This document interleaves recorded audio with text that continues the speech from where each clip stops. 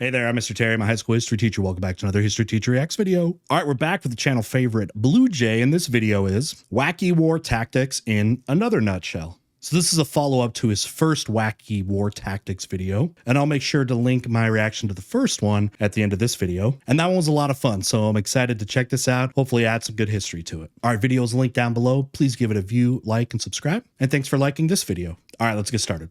Here we go. So I was looking through my YouTube analytics the other day and discovered two things. One, not nearly enough of you are subscribed, and two, my audience male to female ratio is unacceptably masculine and would easily make my channel the lamest frat party on campus. My numbers are very similar, so by far more people are not subscribed than they are. Please do subscribe. It helps the channel so much, all these channels. Make sure you do that. It really is important. It's been a big thing real here recently in the last few weeks. History videos are getting demonetized. They're getting age restricted and not pumped through in the algorithm right now. I don't know what's going on YouTube's end, so support your creators, like the videos, do all those things. But yeah, I have a similar male to female ratio too. Male ratio is unacceptably masculine and would easily make my channel the lamest frat party on campus. Now, to solve this, I did some research on female-dominated YouTube categories and found some topics like beauty, style, East Asian music. The last one aside, I think this explains why my recent videos have thankfully brought in more ladies. Now it's just about keeping this momentum going until I hit a 50-50 split. That's not gonna so happen. Today we're gonna not gonna happen. I don't know. I just know I wish we had more female presence in the history community. It's so washed with men, obviously. Same with the teaching profession. History teachers, it's one of those male dominated things. We need more women into it. We're gonna talk about the wackiest ways people have tried to murder each other in military history. Oh geez. All right, see what we got. Yeah, he did a part one.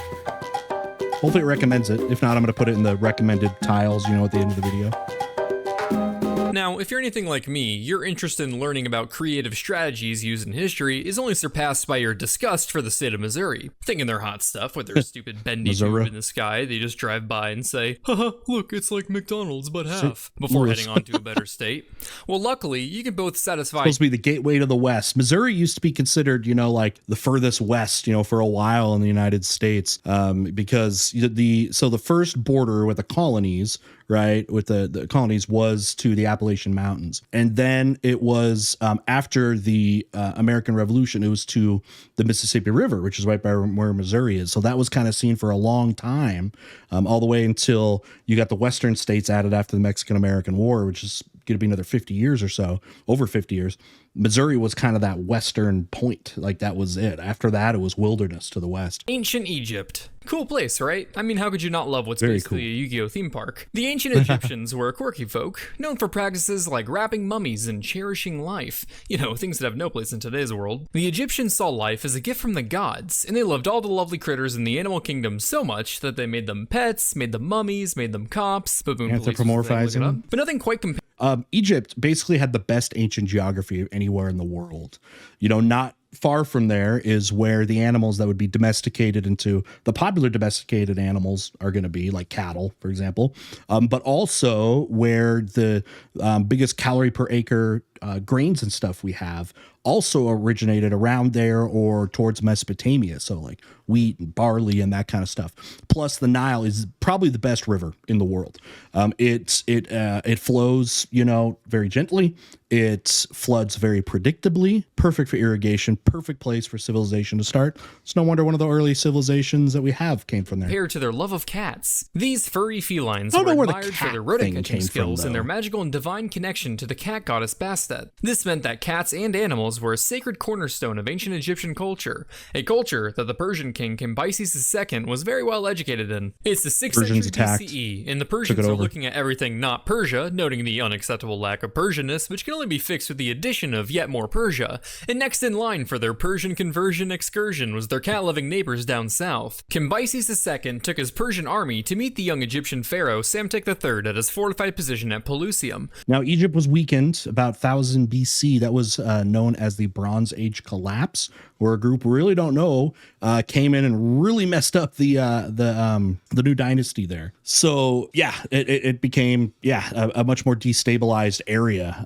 And yeah, Persia came in and multiple people, because it's the breadbasket of, you know, that whole part of the world. By the way, the Egyptians hated being ruled by them. The Egyptians hated being ruled by the Persians. That's why it's said, at least, that when the Greeks came in, they're going to come in here in a couple centuries with Alexander the Great, that they were like welcomed as liberators, because they're like, you guys might seem a lot better than the Persians were. According to stratagems by Dr. Shepard.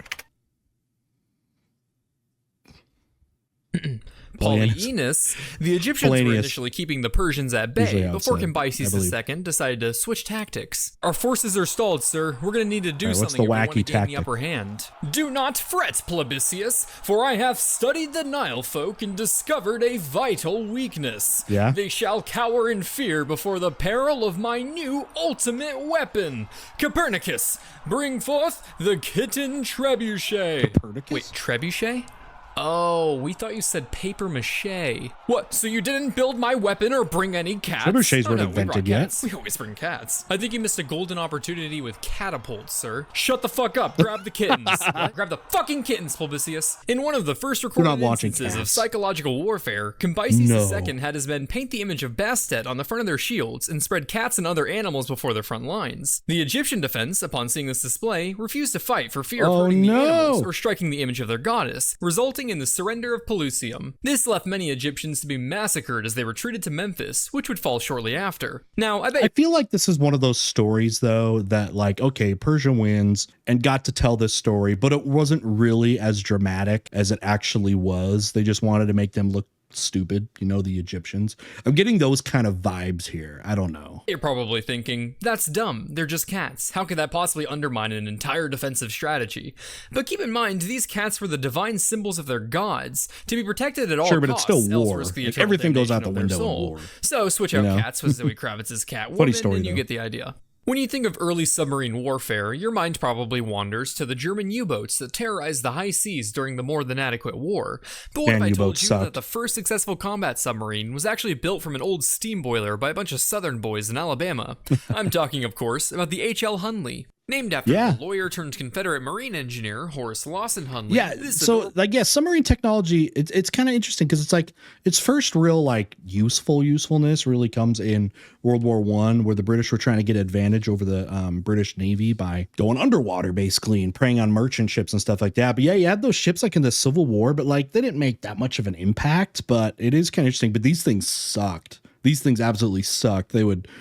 Engines would like blow up and it would sink. I mean, I wouldn't have even wanted to be in a World War I submarine. I don't want to be in any submarine, but you know, comparably, World War I submarines also, they sucked as well. Can't imagine one like 50 years before World War I, how trash they must have been. Horrible little fish boat was designed to fight for the South in the American Civil War. Now, many thought Hunley was motivated by good old Southern patriotism and protecting the basic human right to suppress other people's basic human rights. And normally, that's a reasonable assumption to make of a Confederate. But in actuality, Hunley's driving force to build a submarine was much more noble. War money. You see, whichever lucky Southern boy or girl was able to sink themselves one Yankee float would earn themselves a grand prize of up to $50,000 from Uncle Scooter, the equivalent of $1.3 million today. So Hunley and a group of engineers built and tested the hand-powered H.L. Hunley in Mobile, Alabama, before it got shipped off to Charleston to deal with those Yanks and their pesky ironclads. The Confederacy began testing the Hunley in Charleston Bay with a crew unfamiliar with the controls, which is basically the same thing as asking a horse to babysit your newborn. The Hunley was preparing to depart on its first attack when there was an accident with the controls, causing it to sink with the hatch open at the dock, drowning 5 of its 8-man crew. But not to worry, a submarine can be drained and people are replaceable. The sub was recovered, cleared out of some junk, and was given good as new to Horace Hunley to take command before setting off on another test run go with in a more the second experienced time. crew this time. Good luck on the test, Hunley. Don't worry, I invented this thing. Okay, you go get him. I will, Charles. Unk. You're not coming back. Okay, Clyde, get the crane ship. The Hunley sunk again, killing its creator and crew. But not to worry, a submarine can be drained and people are replaceable. The Hunley was recovered and finally set off on its first combat voyage, targeting the USS Housatonic, blockading Charleston. The Hunley was originally intended to tow a floating mine. This is back when ships were cool looking. Like, modern ships are so ugly. I'm sorry. But like the cool ships with sails and they had like style to them. Then they just became way too much like pragmatic, you know, and once they started doing layers and layers of steel and just there's no heart or soul. Like this is in that, I feel like that last era of, you know, the deep heartfelt ships. Housatonic, blockading Charleston. The Hunley was originally intended to tow a floating mine into its target, but this plan was labeled too dangerous as the rope could get tangled or the mine could drift into the submarine itself. So instead, they thought it'd be safer to go with a spar torpedo, which was essentially a bomb. Torpedoes are cool. Attached to the end of a wooden stick. A spear, but with an aftertaste, if you will. The Hunley set off better than the other one. cranking its way towards its prey, anchored 5 miles offshore. As the submarine approached, the crew of the Housatonic noticed a ripple in the water coming towards it. Enemy vessel off the port bow! Shit, it's below the water! Is that a whale? Can they train whales? Yarg, that's no whale, sonny. That be a beast of nuts and iron. Fire the guns! Phil, you're from Columbus, Ohio. Why are you talking like that? Fire the guns, you scallywag! Given the fact that submarines tend to operate below the waterline, the guns on board the Housatonic weren't able to lower far enough to fire at the Hunley, forcing the crew to fire away with their small arms to no avail. This plan is genius. Them Yanks can't even touch us. You got that right, Cletus. You got that right. Alright, boys, we're about to deliver the payload. This had to have gone badly. 3, 2, 1. The torpedo made contact with the hole near the ammo storage, exploding on impact and sending massive amounts of debris in all directions. The Housatonic sank within 5 minutes and resulted in the deaths of only 5 of her crew. As for the HL Hunley, the crew was safe from the actual blast itself, but their close proximity to the payload meant that they faced the full force of the shockwave propagating through the vessel, which tends to not agree with your soft tissues like your lungs or brain. So the entire crew of the HL Hunley died, and it sank for the last time after a single mission. At the end of its service, it was able to rack up a grand total of 26 kills. Only 5 of which were Northerners. Oh, it is a bit disappointing that the slave-loving land of traitors gets to claim the world's first successful combat submarine, but if it makes you feel any better, populating the high seas with over 4 times more rebel corpses than Union ones is about the most goddamn American thing you can do. And it would only be a year later that the Confederacy would decide to release their flag update 2.0. For the more than satisfactory war to really earn that promotion to World War status. Okay, so now you can see why it was like, okay, you get these things introduced, they're in prototype mode, 1860s, of why it took another 50 years to get the kinks out. And even then the kinks were still, you know, existent there. It's such a dangerous technology, like the submersive stuff there. It's such a dangerous stuff there. Remember, this is before like gas powered engines and stuff like that. So you got like steam powered things. So it's just not going to be as good. Right. But I guess you only learn by failure, and the Confederates did a lot of failing. So They had to break out of the little European bubble it started off in. One potential area to expand the moderately stellar war was Africa, where they had already brought a little bit of Europe to in years prior with a wee bit of scrambling. However, because a lot of European control over Africa was superficial, they decided to keep the colonies neutral to avoid instability and the chance of getting overthrown by the local Africans. Ultimately, they agreed that the only thing more important than existential geopolitical conflict was ensuring white man on top. This neutrality agreement was very important to the Europeans, lasting an entire week before they changed their minds. Tanga was the busiest seaport on the coast of German East Africa. A colony. So Germany, Germany, this is Tanzania today, had control of that, and the British had a plan. They wanted to take Tanzania. Okay, I know you can't see my cursor very well, but you see it down here. It says Tanga. Now, if you noticed, okay, start with Egypt. These red colonies are British controlled. What the British wanted to do was to have a series of connected colonies from Egypt, so basically the Mediterranean, all the way through north-south through Africa. And you can see if they got Tanzania, they'd be able to do it. They go through there and their Rhodesian colony and all the way to South Africa. And they wanted a transcontinental railroad through the whole thing. They had plans for it. And that's one of the reasons why they fought over this part of Germany. There you go. That's why we got a world war. Closely with British East Africa. The Germans are right there.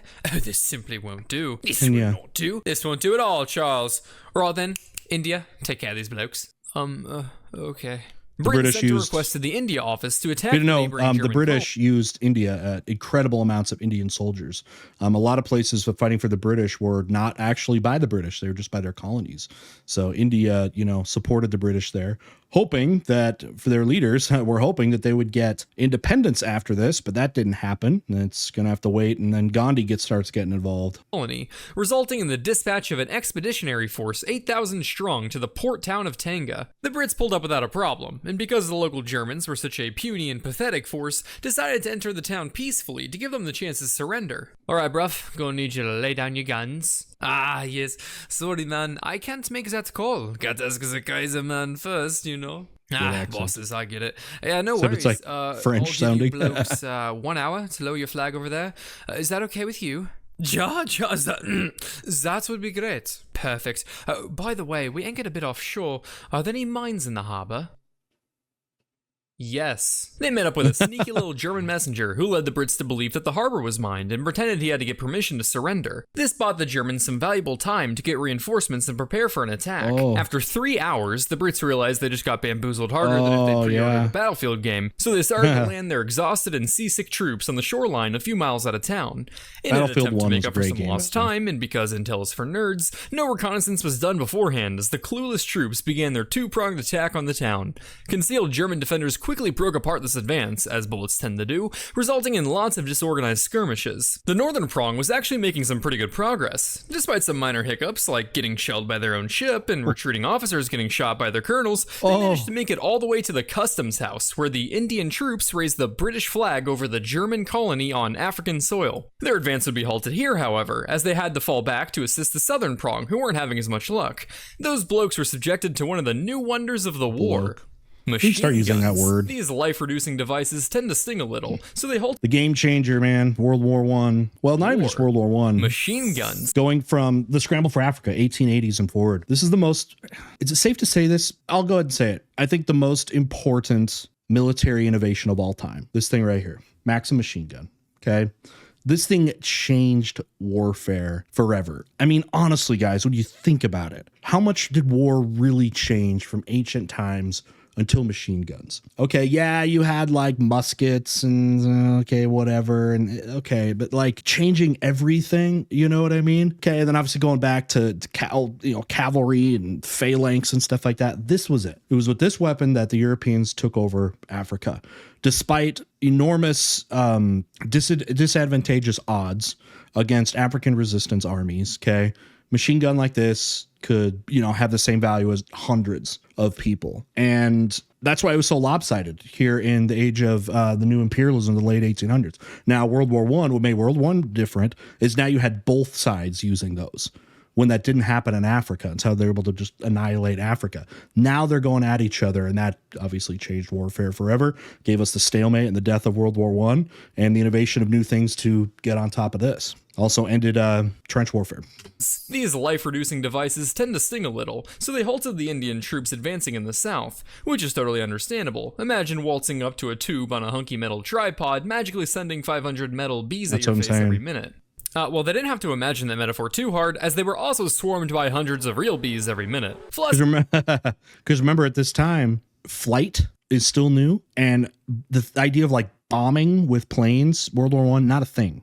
Okay, World War I planes were about reconnaissance. And that's why trench warfare was such a stalemate, because there was literally nothing you could do about these machine gun nests. You could never get close enough to be able to take them out. And you can't go over them to bomb, because planes couldn't do that at that time. So you had a bloody stalemate. And the only way to potentially move was to charge with obscene numbers that led to thousands of deaths and very little ground actually made up. Flustered by all the machine gun fire, massive swarms of bees descended on the British troops from the surrounding trees. Maybe the bees sought to prove that not even the MG01 can compete with the misery that African wildlife is capable of, or perhaps it was just a desperate attempt to remedy a battlefield woefully underpopulated by bees. But either way, the Brits now had to deal with a war on two fronts.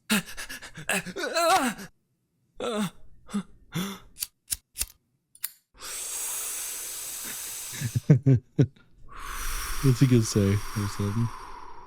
Steam. Looks like someone's a little lost. The Indian troops frantically popped off more lead in all directions than a Detroit suburb, firing blindly at Germans in the bushes and bees in the skies. Why are they shooting their guns? Now that Mother Nature had established air superiority, the southern prong broke off into a full retreat. Planes, However, bees. The Germans would be mistaken if they thought the little buzzing militia was their ally, for the bees did not believe in the magic of friendship, only pain. So when the German troops entered the bees' territory, they too fell victim to nature's air force. In the end, the British would lose the battle despite drastically outnumbering the Germans. They'll take it over. They generously supplied with enough weapons and equipment to last them the rest of the slightly delightful war. The Brits took upwards of 800 casualties out of 8,000 troops, compared to under 150 German casualties of merely 1,000 defenders, making this one of the most embarrassing defeats of the above-average war. So at this point, the thing is, though, the Germans lost all their overseas colonies after the war. Since they lost, even if they had won that battle, they lost all of their colonies.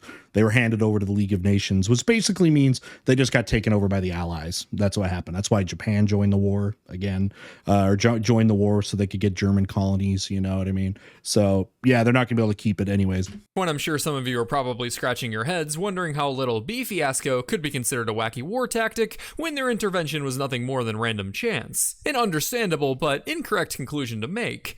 To the untrained eye, it would seem like nothing but bad luck on the surface. But if you just look closely, you'd notice that this was clearly the work of none other than Dr. Bees. I try to avoid doing too many videos on war history because, you know, that's what people love, though. But humans are curious creatures, so it's my highest naturally views. Drawn towards the dark, mysterious cesspools of misery in the world. Exactly the stuff that you can find when studying the horrors of war or playing League of Legends. Luckily, you can always count on the shenanigans of Persians. People still play League. I never hear about League anymore. anymore. Make overall grim topics a bit more digestible. But enough from me. What do you think, Life Lesson Leopard? Hello? Oh, hold on. My troops have just about finished decimating Missouri in Conflict of Nations World War III. You could speed up its destruction by clicking the link in the description. What a dumb state. It's the stupid Arch, right? Really overrated Arch. Thank you. Wacky War Tactics Part 2. Yeah, 10 stars. Final thoughts. All right, great stuff as usual from BlueJay. Fun little stuff to add there. I learned a little bit more depth about, you know, like the U-boats and the bees happening there. So anyway, great stuff. Also hope I was able to add a few other things for you to take away with this. Again, support your history creators out here on YouTube. Give them love, give them your support. They need it right now. And with that, we'll see y'all next time.